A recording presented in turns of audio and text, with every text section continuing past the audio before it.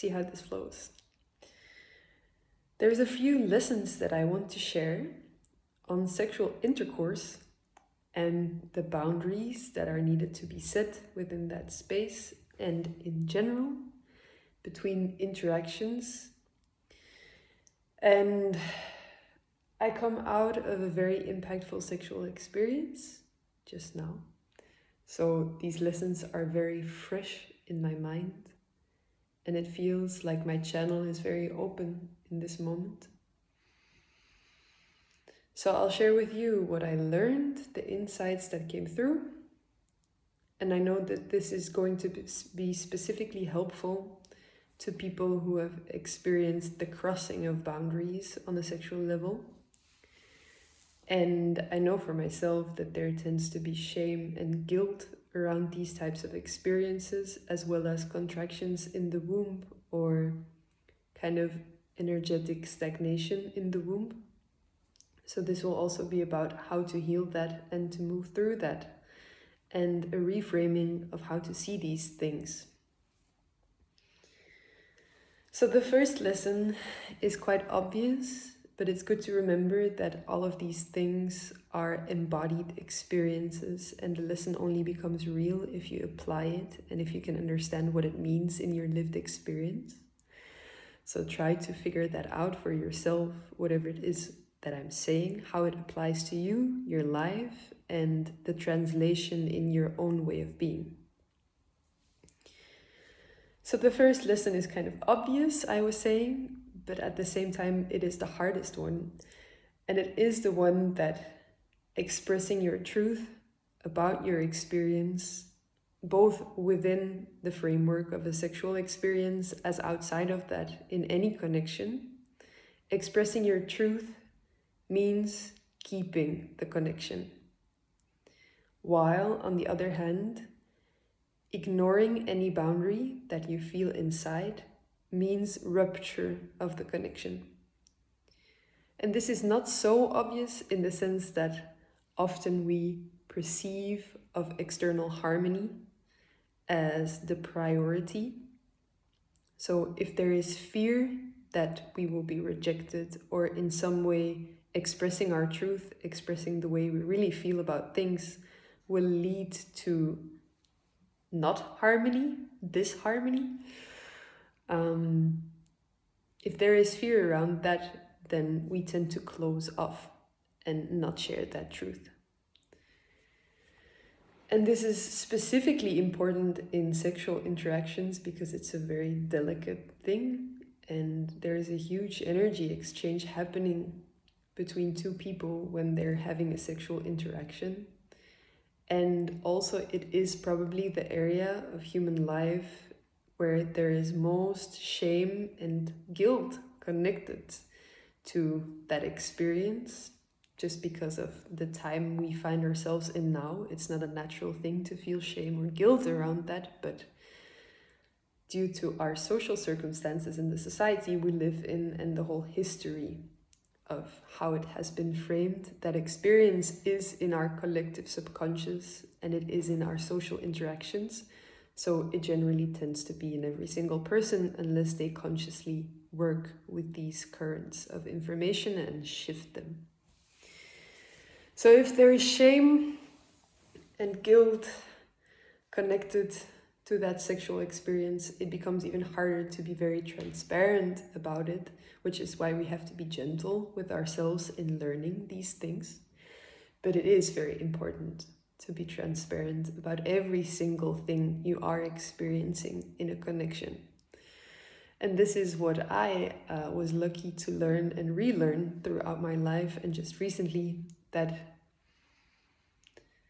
in fact, whenever you don't express what you actually feel, you are breaking the connection between you and that other person you care for.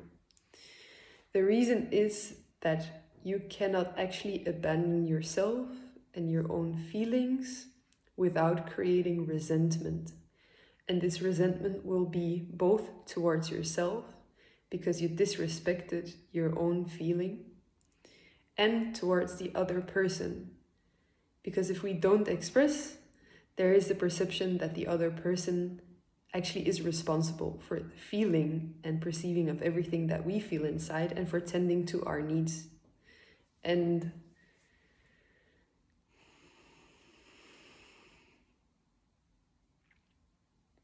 in terms of sexual experience, specifically for women, if we cross these boundaries and something doesn't feel good or something doesn't feel nice, even to the smallest details, and we don't express this, it actually creates stagnation in the womb. So there is energetic friction because we're not actually allowing our experience to move through us. We're trying to ignore it. We're trying to pretend we don't feel a certain thing because we know if we fully allow it to be seen and felt and expressed, that in some way something will have to change or something will occur that maybe we have a negative perception of.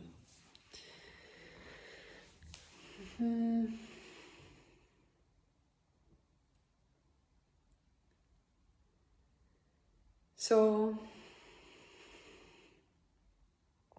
if we don't express these things and they create energetic stagnation in the womb, this doesn't feel good, and it can remain with us within the womb as an experience of contraction or even an unconscious or subconscious energetic blockage that kind of puts us in a position in our lives where it will make us feel insecure or less valuable because we carry that memory of not respecting ourselves fully. And so for me, for a long time, there's been a lot of pressure in my mind on setting boundaries and being clear. And I recently realized that I've also been very hard on myself for not always being able to set the boundary when it was needed. And it's actually even more important to be forgiving with ourselves that sometimes we didn't set the boundary and we created some form of disrespect to ourselves and even within the relationship because of not being honest. And being forgiving with ourselves actually allows for the energy to move again. Because the layer that is on top of being very harsh and being very scared about the lack of boundaries is also shame and guilt. So for a long time I had this perception that if I allow something to happen to my sacred womb space, that it would be hugely impactful and very bad. And this is actually not the case. It is a space that holds a lot of energy, and it is a space that creates a lot of power.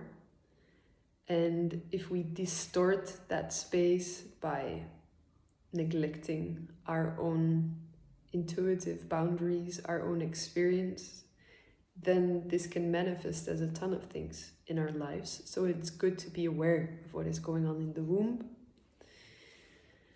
But it's also good to not be too scared of having experiences whatsoever and allowing the womb and the process of indicating the right boundaries, finding the right partner, finding the right way to do things.